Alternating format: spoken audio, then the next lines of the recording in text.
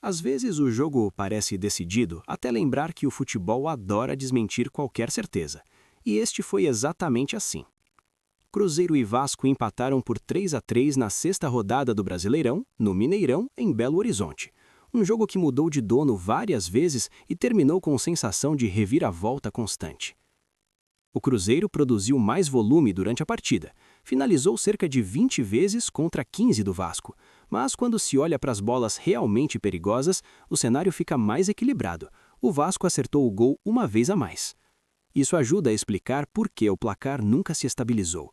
Cada vez que um time tentava organizar o ataque, o outro encontrava um momento para responder.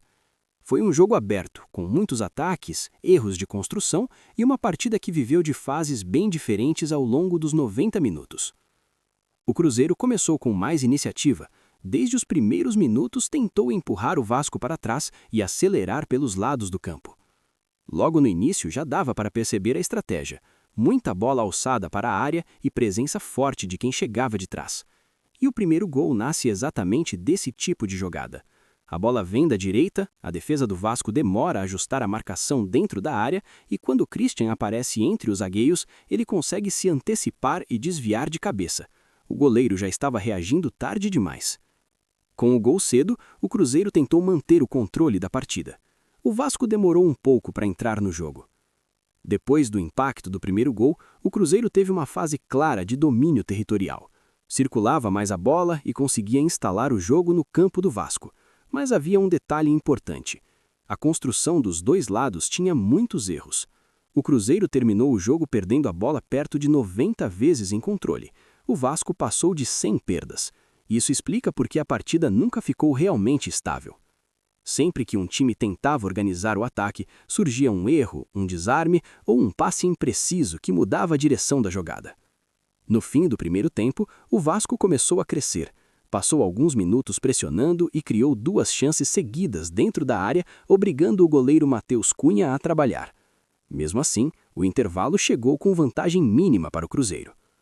O segundo tempo começa completamente diferente. Logo nos primeiros minutos, o Vasco passa a atacar com mais presença física na área, e aí o jogo vira rapidamente. Aos 7 minutos, em cobrança levantada para a área, a defesa do Cruzeiro não consegue afastar com firmeza. A bola sobra novamente no meio do tumulto e Cauã Barros aparece para completar para o gol. E antes que o Cruzeiro reorganize a marcação, o Vasco repete a pressão. 2 minutos depois, a jogada volta a terminar dentro da pequena área. A defesa recua demais, a bola fica viva perto do gol e Cauã Barros chega novamente para empurrar para dentro. Em questão de minutos, o Vasco tinha virado o jogo. Só que a história não para ali. Pouco depois da virada, o próprio Cauã Barros acaba expulso. O Vasco passa a jogar com 1 a menos por boa parte do segundo tempo, e isso muda novamente o desenho da partida. O Cruzeiro passa a pressionar com mais frequência, a bola circula quase sempre perto da área vascaína, e o empate surge em bola parada.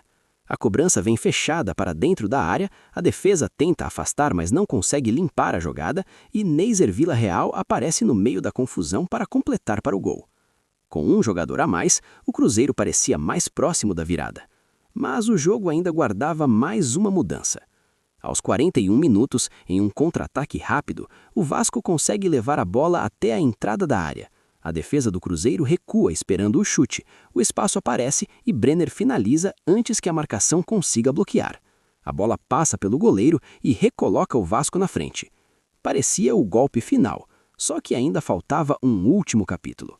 Já nos acréscimos, com o Cruzeiro inteiro no campo de ataque, a bola é levantada novamente para dentro da área. A defesa não consegue afastar, a disputa aérea acontece quase em cima do goleiro e Japa aparece para desviar de cabeça. A bola entra e empata o jogo. O Mineirão explode e o jogo termina sem tempo para mais nada. Christian foi decisivo no começo do jogo, soube atacar o espaço dentro da área e abriu o placar muito cedo. Cauã Barros viveu uma noite curiosa. Marcou 2 gols em poucos minutos e virou o jogo para o Vasco, mas acabou expulso logo depois, mudando completamente o cenário. Matheus Pereira e Gerson foram os jogadores que deram ritmo ao Cruzeiro durante grande parte do jogo, participaram da construção e ajudaram o time a manter pressão no segundo tempo. Do lado do Vasco, Léo Jardim teve participação importante. fez 3 defesas que impediram que a pressão do Cruzeiro se transformasse em mais gols. O empate acaba refletindo bem a história da partida. O Cruzeiro teve mais volume e mais finalizações. O Vasco foi mais direto quando conseguiu chegar. Mas, acima de tudo, foi um jogo marcado por fases muito diferentes. Cada equipe teve momentos claros de controle e nenhuma conseguiu sustentar isso por tempo suficiente. E quando um jogo vive dessas mudanças constantes, o placar raramente fica tranquilo até o fim.